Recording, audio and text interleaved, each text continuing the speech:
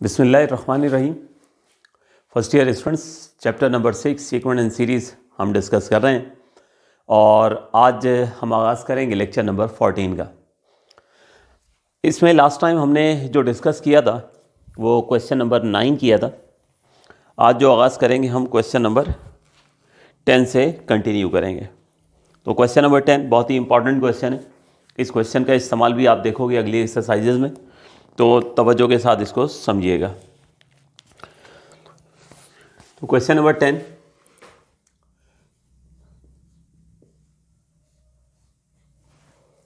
Find the first term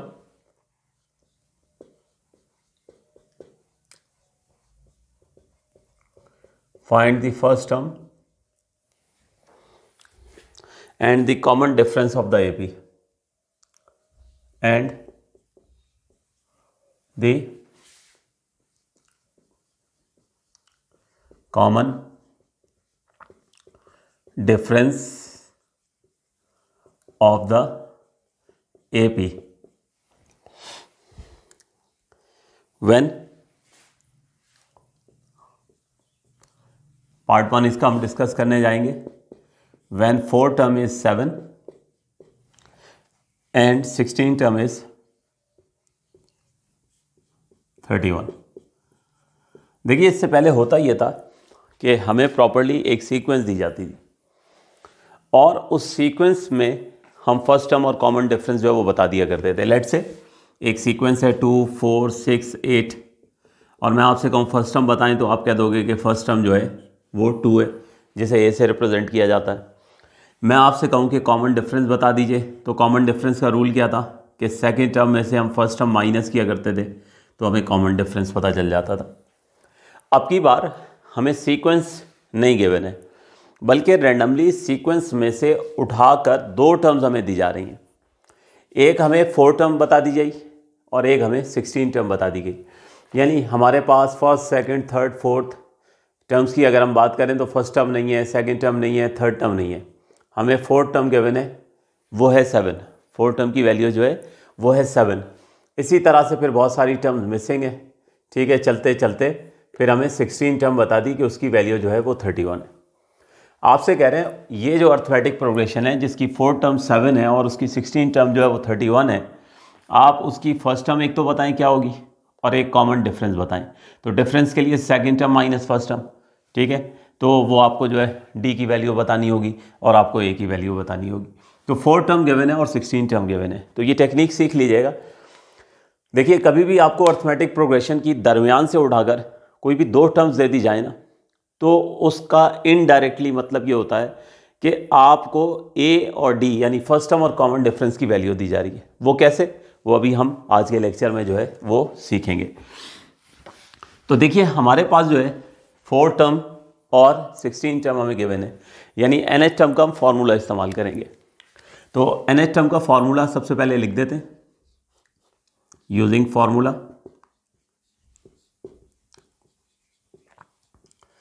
nth term का formula है a plus n minus 1 into D. अब इस फॉर्मूले को जो है आपने बहुत ध्यान से एनालाइज करना है, बल्कि मैं यहाँ पर इधर जो है आपको 3 to 4 एग्जाम्पल्स देता हूँ। देखिए, इस फार्मूले के स्ट्रक्चर को समझें। फार्मूले का स्ट्रक्चर है a plus n minus 1 into D. देखिए, अगर हमारे पास जो है यहाँ पर n होता है तो यहाँ पर n माइनस 1 होगा। कहने का मतलब ये है कि यहाँ पर अगर 5 होगा तो d का कोफिशिएंट 5 माइनस 1 हो जाएगा। अगर हमारे पास जो है वो यहाँ पर 6 होगा तो d का कोफिशिएंट जो है वो 6 माइनस 1 हो जाएगा। अगर हमारे पास यहाँ पर 10 होगा तो ये d का कोफिशिएंट जो है ये क्या हो जाएगा, 10 माइनस 1 हो जाएगा। क्योंकि इस फॉर्मूले का स्ट्रक्चर ये है कि अगर यहाँ पर n है तो यहाँ d का कोफिशिएंट क्या होगा, हमेशा n माइनस 1 होगा। इस लॉजिक को ज़रा ध्यान में रखिए। इसकी मदद से अभी हम क्या करेंगे कि फॉर्मूले को इस्तेमाल करते हुए 2 इक्वेशंस जो है वो जनरेट करेंगे। तो सबसे पहले हमें गिवन है, फर्स्ट इन्फॉर्मेशन मैं आपके सामने जो है यूटिलाइज करने जा रहा हूँ। It is given that, first information है द 4 टर्म इज 7। 4 टर्म जो है एपी की जो है वो 7 है। देखिए राइट हैंड साइड पर 7 तो एज लिख देते हैं। देखिए इस बात को ध्यान से देखिएगा, अगर यहाँ पर n होता तो मैं क्या लिखता, a plus n minus 1 into D. ठीक है, ऐसे ही होता। राइट हैंड साइड तो एज लिख दी। ठीक है, अगर यहाँ n होता तो मैं n माइनस 1 लिखता। अगर यहाँ पर हमारे पास जो है वो 9 होता तो मैं यहाँ पे क्या लिख देता, 9 माइनस 1 लिख देता। अगर यहाँ पर हमारे पास 8 होगा तो मैं क्या लिख दूंगा, 8 माइनस 1 लिख दूंगा। तो इस वक्त हमारे पास यहाँ पर क्या है, 4 है लेफ्ट हैंड साइड पर, क्योंकि हमें इन्फॉर्मेशन क्या गिवन है कि 4 टर्म जो है वो हमारे पास जो है वो 7 है। ये इन्फॉर्मेशन गिवन है कि 4 टर्म 7 है, तो यकीनन लेफ्ट हैंड साइड हो जाएगी ना, a plus 4 minus 1 into D equals to 7। बात समझ में आई? तो यहाँ पर n है तो d का कोफिशिएंट क्या है, n माइनस 1 है। ठीक है, तो 4 टर्म हमें गिवन है 7, तो 7 तो एज इट इज रखा, इधर फार्मूला अप्लाई कर दिया। तो यहाँ n होता तो n माइनस 1 होता, इस कॉन्सेप्ट से 4 है तो 4 माइनस 1 लिख दी। इन द नेक्स्ट स्टेप ये हो गया a plus 3d equals to 7, और यहाँ से अगर हम a की वैल्यू निकालें तो this will be equals to 7 minus 3d। ये है, इसको हम नाम देते हैं इक्वेशन नंबर 1 का, इसको हम नाम देंगे इक्वेशन नंबर 1 का। ठीक हो गया, तो ये फर्स्ट इन्फॉर्मेशन को मैंने फर्स्ट इक्वेशन में जो है वो कन्वर्ट कर लिया। अब इसी तरह वो जो सेकंड इन्फॉर्मेशन हमें गिवन है ना, 16 टर्म 31 है, उससे भी हम इक्वेशन जो है वो जनरेट करते हैं, और फिर उन इक्वेशंस को हम साइमल्टेनियसली सॉल्व करके जो है वो वहाँ से फर्स्ट टर्म और कॉमन डिफरेंस की वैल्यू निकालेंगे।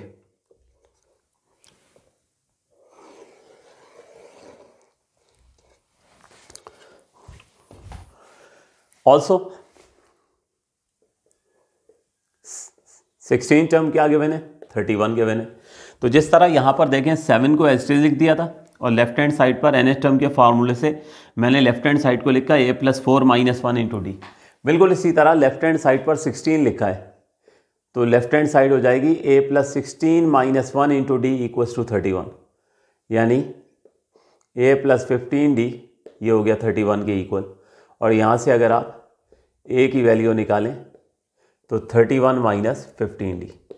ये इस तरह से हमने फर्स्ट इन्फॉर्मेशन जो थी कि 4 टर्म जो है वो 7 है उसको भी यूटिलाइज़ कर लिया, और हमने जो है वो 16 टर्म 31 थी उसको भी यूटिलाइज़ कर लिया, और हमने दो इक्वेशंस जो हैं वो जनरेट कर लिए। अब इन दो इक्वेशंस को हमने साइमल्टेनियसली सॉल्व करना है। ठीक है, और साइमल्टेनियसली सॉल्व करके हमने जो है वो फर्स्ट टर्म और कॉमन डिफरेंस की वैल्यू जो है वो डिटरमाइन करनी है। ठीक है, तो साइमल्टेनियसली सॉल्व करने के लिए जो मेथड आप इस्तेमाल करना चाहें, जिस तरह करना चाहें आप कर सकते हैं। मैंने दोनों जगह a की वैल्यू जानबूझकर इसलिए निकाली है ताकि हम कंपैरिजन मेथड से सॉल्व कर सकें। मैट्रिक में आपने डिफरेंट इक्वेशंस को सॉल्व करने की टेक्निक सीखी थी, तो मेरी कोशिश होती है कि हम सब्स्टिट्यूशन मेथड से अगर आसानी हो रही हो तो करते हैं, वरना ज़्यादातर जो है मैं कोशिश करता हूँ कि कंपैरिजन मेथड से करें। तो अब इक्वेशन नंबर 1 और 2 दोनों की लेफ्ट हैंड साइड सेम है, तो राइट हैंड साइड को हम इक्वेट कर सकते हैं। ठीक है, तो उससे क्या होगा कि हमें d की वैल्यू मिल जाएगी। तो बाय कंपेयरिंग इक्वेशन 1 एंड 2, तो दोनों की लेफ्ट हैंड साइड आप देख रहे हो सेम है। ठीक है, तो राइट हैंड साइड को आप इक्वेट कर सकते हो, यानी 7 minus 3d will be equals to 31 minus 15d। ये इस तरह से हमने दोनों की राइट हैंड साइड को इक्वेट कर लिया है। अब यहाँ से सिंप्लीफाई करेंगे तो d की वैल्यू जो है वो हमें 2 जो है वो मिल जाएगी।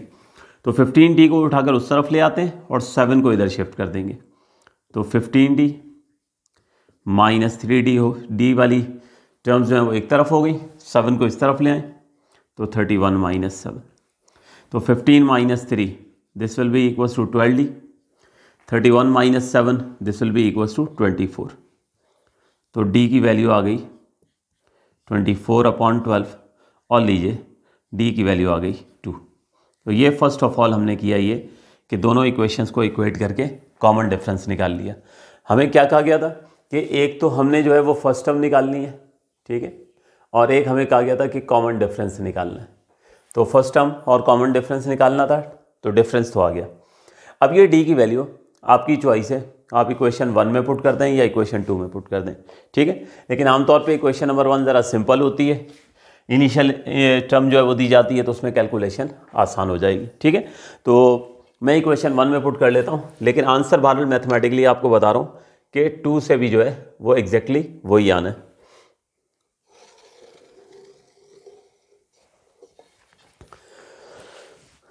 तो ये डी की वैल्यू 2 जो है, put D equals to 2 in equation 1। तो इक्वेशन 1 में पुट कर देते हैं, तो ए किसके इक्वल है, 7 माइनस 3d के, ठीक है। तो ये डी की वैल्यू 2 पुट कर दी, तो ए हो गया 7 माइनस 6 और लीजिए ए की वैल्यू आ गई 1।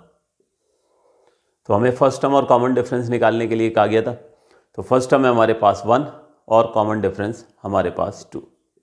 नोट कर लीजिए, नोट कीजिए, फिर इसके बाद सेकंड पार्ट करते हैं।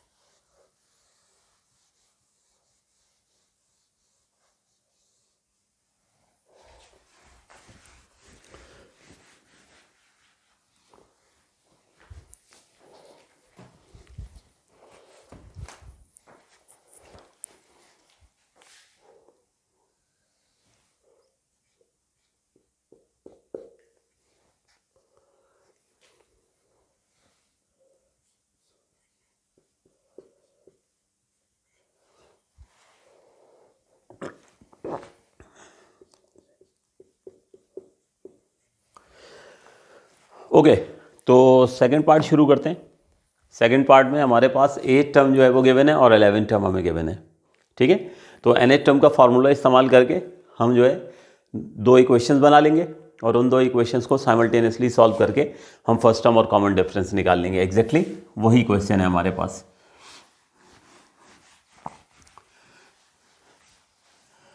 तो ये question itself examination point of view से इंपॉर्टेंट नहीं है, लेकिन ये जो चीज़ हम सीख रहे हैं ना कि किस तरह से हम जो है वो अगर रैंडमली हमें किसी भी सीक्वेंस की 2 टर्म्स दे दी जाएं तो किस तरह उसकी मदद से हम फर्स्ट टर्म और कॉमन डिफरेंस निकालते हैं। तो जो नेक्स्ट एक्सरसाइज में एग्जामिनेशन पॉइंट ऑफ व्यू से इंपॉर्टेंट क्वेश्चन है उसमें होगा यही कि आपको जो है वो रैंडमली 2 टर्म्स दे दी जाएंगी, ठीक है। तो जब भी रैंडमली 2 टर्म्स दे दी जाएँ तो इसका मतलब ये हुआ कि इनडायरेक्टली जो है वो आपको फर्स्ट टर्म और कॉमन डिफरेंस यानी ए और डी की वैल्यू दी जा रही है। तो कभी भी ऐसा हो जाए रैंडमली 2 टर्म्स उठाकर दे दें तो सबसे पहले यही काम करेंगे, पूरी वर्किंग करेंगे हम और फर्स्ट टर्म और कॉमन डिफरेंस की वैल्यू निकालेंगे। फिर आगे जो भी उस क्वेश्चन में कहा जाएगा तो हम उसको जो है वो आगे फर्दर प्रोसीड करेंगे। तो nth टर्म का फार्मूला इस्तेमाल करना है। हमें फर्स्ट इन्फॉर्मेशन क्या गिवन है कि 8 टर्म जो है वो 7 है, 8 टर्म जो है वो हमारे पास 7 है। तो राइट हैंड साइड तो एज इट इज रहने देते हैं। यहाँ अगर n होता तो मैं लिखता a plus n minus 1 into D. इस वक्त n तो नहीं है, इस वक्त क्या लिखा है हमारे पास 8 लिखा है, तो ये हो जाएगा हमारे पास a plus 8 minus 1 into D. a plus 7d equals to 7 हो गया और यहाँ से a की वैल्यू हमने 7 माइनस 7d जो है निकाल ली।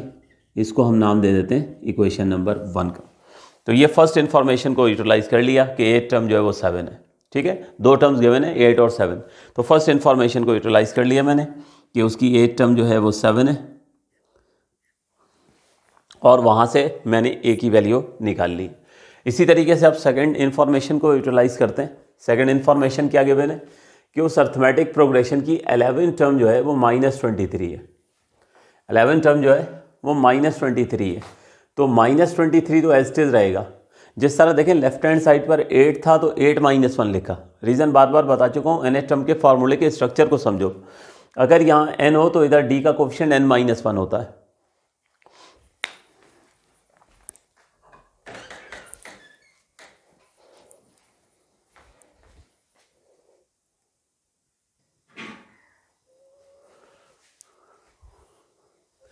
जी, तो सेकंड इन्फॉर्मेशन है हमारे पास 11 टर्म जो है वो हमें गिवन है -23, ठीक है।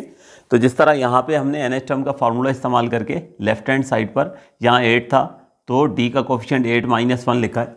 बिल्कुल इसी तरह अब चूँकि हमारे पास 11 टर्म जो है वो -23 के इक्वल है तो राइट हैंड साइड तो एज इट इज आ जाएगी। लेफ्ट हैंड साइड पर ये हो जाएगा a plus 11 minus 1 into D will be equals to -23। ठीक है, NH टर्म का फॉर्मूला अप्लाई कर दिया। यही इंपॉर्टेंट पॉइंट है कि जब कभी भी हमें टू टर्म्स जो हैं वो गिवन होंगी तो किस तरह से हम उसको इक्वेशन में कन्वर्ट करते हैं। आगे तो फिर वो साइमल्टेनियसली इक्वेशन हम सॉल्व करते हैं और वहाँ से ए और डी की वैल्यू निकाल लिया करते हैं।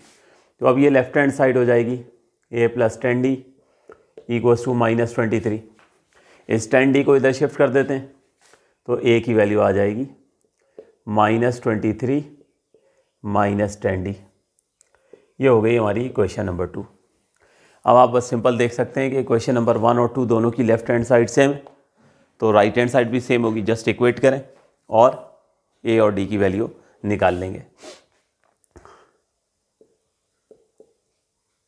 तो बाय कंपेयरिंग इक्वेशन 1 एंड 2, 1 और 2 को कंपेयर करते हैं, इक्वेट करते हैं तो 7 - 7d will be equals to -23 - 10d।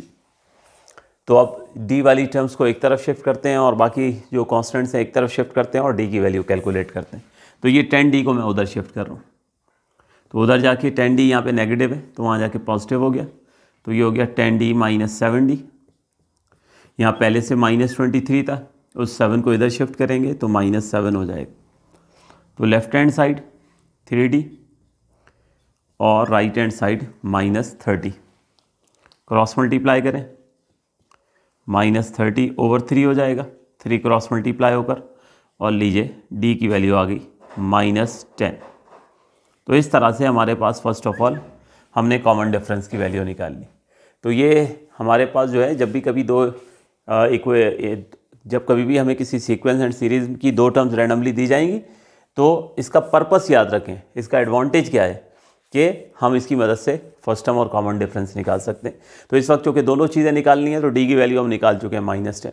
किसी भी इक्वेशन में पुट कर दें, 1 में पुट कर देते हैं और वहाँ से ए की वैल्यू या फर्स्ट टर्म जो है वो हम कैलकुलेट कर लेते हैं। तो put D equals to -10 in equation number 1। तो इक्वेशन नंबर 1 है हमारे पास 7 - 7d। ठीक है, तो यहाँ d की जगह हमने उसकी वैल्यू पुट कर देनी है और वो वैल्यू है हमारे पास -10। तो सबसे पहले ये माइनस माइनस प्लस हो जाएगा तो ये हो जाएगा 7 + 70, 7 + 70 और a की वैल्यू हो गई 77।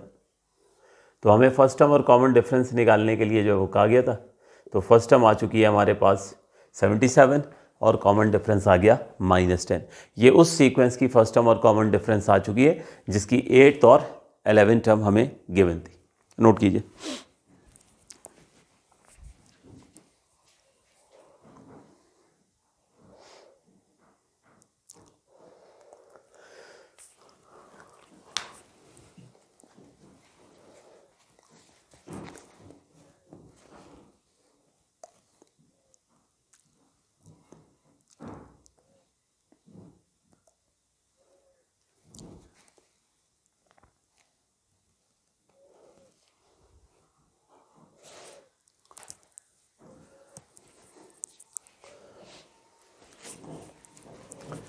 अब इसका थर्ड पार्ट मैं बोर्ड पे लिख रहा हूँ, आप लोग जो है वो कर लीजिएगा।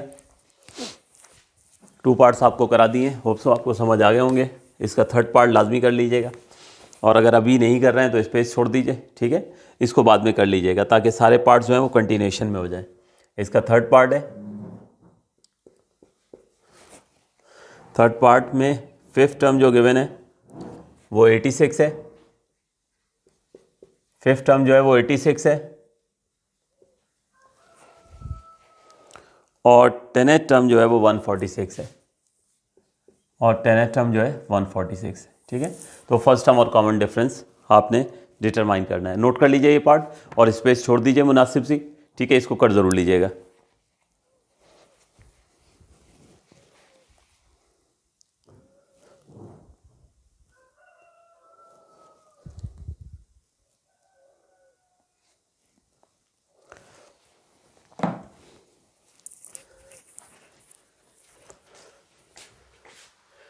नेक्स्ट हमारे पास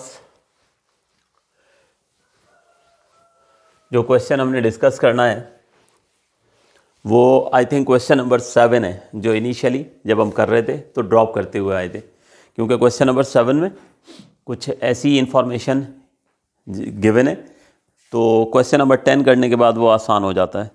तो वो क्वेश्चन हमारा बनता है जी 7। तो क्वेश्चन नंबर 7 अब हम सॉल्व करते हैं। तो question number 7, the second 31st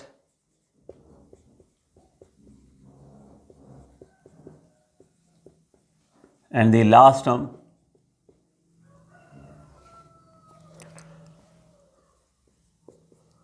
of an APR 31/4, 1/2 and -13/2 respectively. Find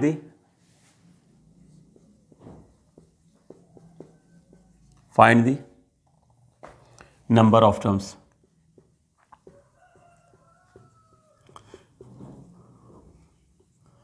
तो अब जो नॉलेज हमने सीखी है ना, ये उस नॉलेज की यूटिलाइजेशन है। यहाँ पे मैं पहले ये रब कर दूं, फिर आपको ज़रा एक्सप्लेन करता हूँ। देखिए सेकेंड टर्म गिवन है, हमें 31st टर्म गिवन है, और उसके बाद जाके हमें लास्ट टर्म बता दिए।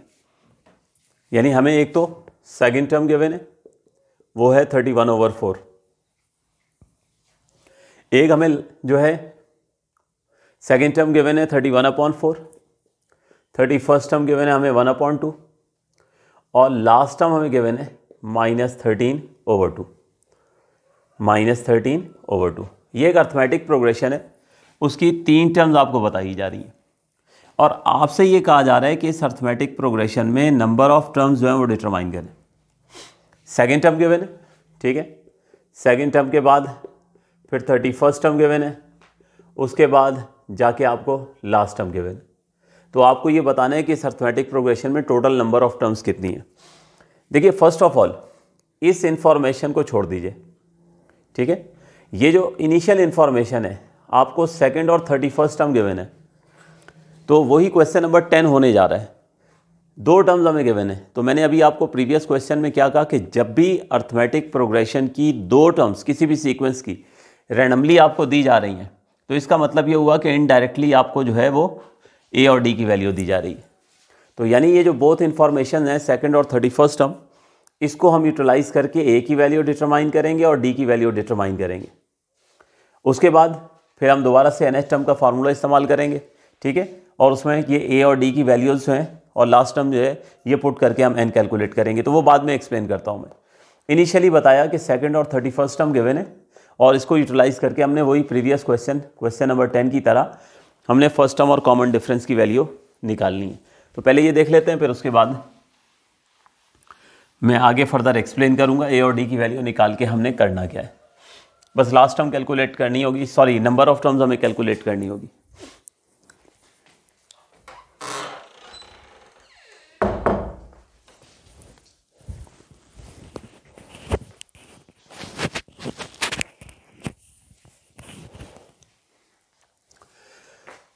तो फर्स्ट ऑफ ऑल फॉर्मूला हमने इस्तेमाल करना है nth टर्म का a + n - 1 × d, ये फॉर्मूला हम इस्तेमाल करेंगे। तो फर्स्ट इंफॉर्मेशन क्या गिवन है, सेकेंड टर्म हमें गिवन है 31/4। It is given that the second term is 31/4।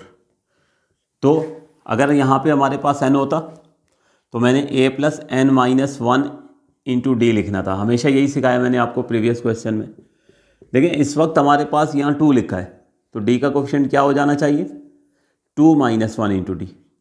यानी इसका मतलब ये हुआ कि ये हो गया a + d = 31/4, और यहाँ से अगर हम a की वैल्यू निकालें तो ये 31/4 - d। इसको हम नाम देंगे इक्वेशन नंबर 1 का। तो इस तरह से फर्स्ट इन्फॉर्मेशन को यूटिलाइज कर लिया मैंने। फर्स्ट इन्फॉर्मेशन है कि हमारे पास सेकेंड टर्म 31/4 है। इसको हमने इक्वेशन में ट्रांसफॉर्म कर दिया। अब सेकंड इंफॉर्मेशन यूटिलाइज करते हैं। 31st टर्म हमें गिवन है 1/2, ठीक है। सेकेंड टर्म गिवन थी 31/4, 31st टर्म गिवन है 1/2। उसको भी इक्वेशन में कन्वर्ट करते हैं। Also given that the 31st term is equals to 1/2। तो अब यहाँ पे सेकेंड टर्म थी तो डी का कोफिशिएंट 2 - 1 हुआ। तो अब ये 31st टर्म है तो डी का कोफिशिएंट क्या हो जाएगा, 31 - 1 हो जाएगा। Right hand side 1/2 as it is रहेगी, ठीक है। Further a + 30d equals to 1/2 हो गया। a + 30d, अब 30 को इस तरफ शिफ्ट कर दें तो 1/2 - 30d, ये हो गई सेकंड इंफॉर्मेशन। तो इस तरह से बोथ इंफॉर्मेशन जो थी हमारे पास, सेकंड टर्म गिवन थी 31/4, 31st टर्म गिवन थी 1/2, इन दोनों को हमने इक्वेशन में ट्रांसफॉर्म कर लिया। अब इक्वेट करते हैं और a और d की वैल्यू निकालते हैं। तो by comparing equation 1 and 2, equation 1 और 2 को कंपेयर करें, दोनों की राइट हैंड साइड को इक्वेट कर दें तो 31/4 minus d equals to 1/2 - 30d। अब ये 30d को मैं उधर शिफ्ट करूंगा और वहां से 31/4 को इधर शिफ्ट करता हूं तो 30d माइनस d 1/2 - 31/4। तो लेफ्ट हैंड साइड बन जाती है 29d। राइट हैंड साइड पे फ्रैक्शन है तो 4 आ गया डिनोमिनेटर, 2 2 ज़ा 4, इस 2 को ले जाके 1 से मल्टीप्लाई कर दिया, 4 1 ज़ा 4, 1 जाके 31 से मल्टीप्लाई। तो ये इस तरह से राइट हैंड साइड पे LCM हो गया। 29d is equals to -29/4। अब उस 29 को क्रॉस मल्टीप्लाई करके इधर लाते हैं तो -29/4 इंटू 1/29। तो अब ये 29 से 29 कैंसिल हो जाएगा और d की वैल्यू ये आ जाएगी -1/4।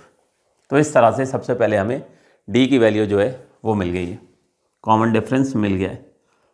अब ये d की वैल्यू हम इक्वेशन 1 या इक्वेशन 2 जहाँ आप मुनासिब समझें पुट कर दें ताकि उसके अगेंस्ट आपको a की वैल्यू मिल जाए, ठीक है। तो इनिशियल वो जो सेकंड और 31st टर्म गिवन थी उसका मकसद हासिल हो गया, उसकी मदद से हमने a और d जो है वो निकाल लेना है।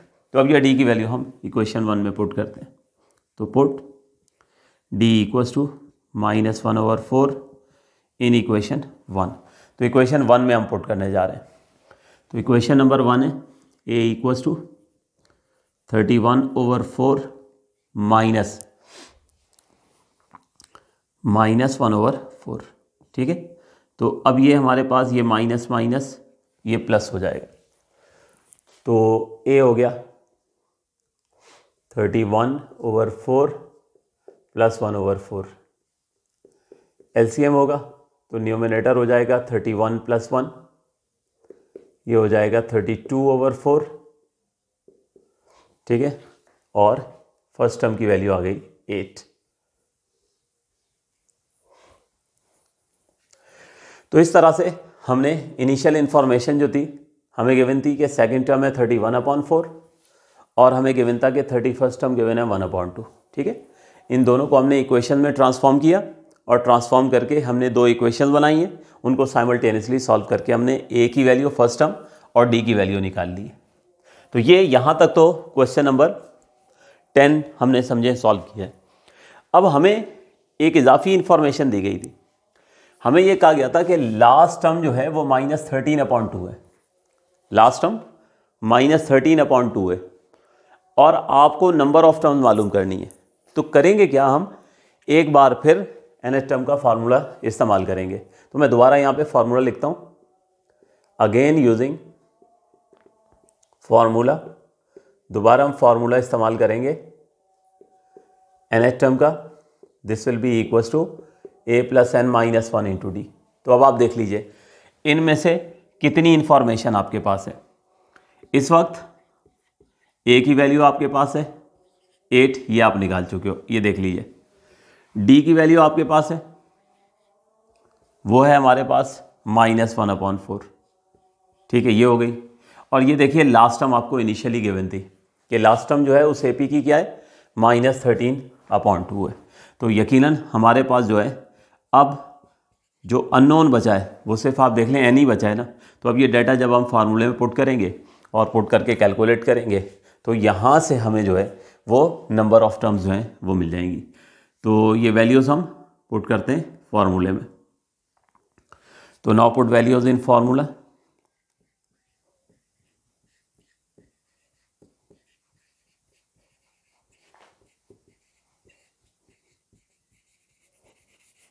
तो इन वैल्यूज़ को हम फार्मूले में पुट कर दें। तो सबसे पहले लेफ्ट हैंड साइड हो गई nth टर्म -13/2 इक्वल्स टू ए की वैल्यू हो गई 8, एन अननोन है और डी हो गया -1/4। ठीक है।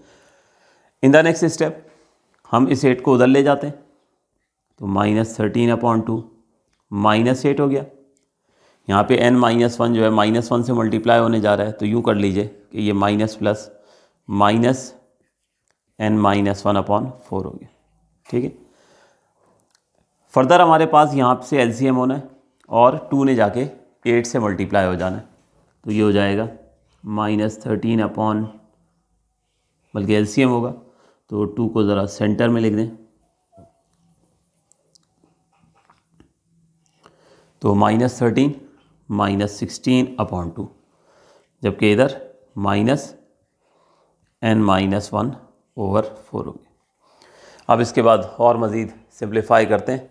आप लोग ज़रा यहाँ तक नोट करें, नोट करना शुरू करें, फिर उसके बाद जो है आगे मैं कंप्लीट करा देता हूँ ये रब करके। 2-4 स्टेप्स ही वरना आप खुद भी कर सकते हैं। नोट कीजिए।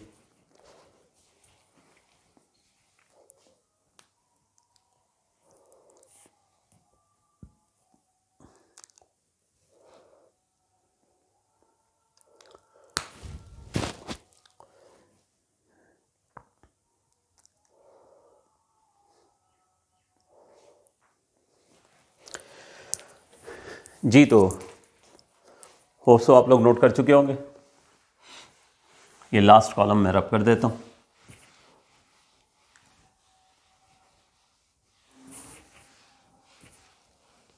जी, तो -13 -16 -29 हो जाएगा ये, और राइट हैंड साइड पर है -n-1/4। तो फर्स्ट ऑफ ऑल ये माइनस से माइनस कैंसिल हो गया, 29/2 इक्वल्स टू n-1/4। 4 को क्रॉस मल्टीप्लाई करके हम वहाँ ले जाते हैं, इधर रह गया n-1।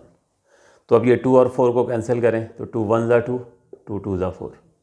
तो लेफ्ट हैंड साइड हो गई 29 × 2 इक्वल्स टू n-1, तो 58 हो जाएगा।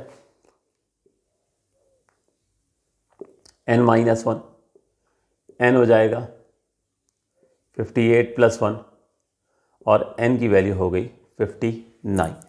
तो इस तरह से फाइनली हमारे पास जो है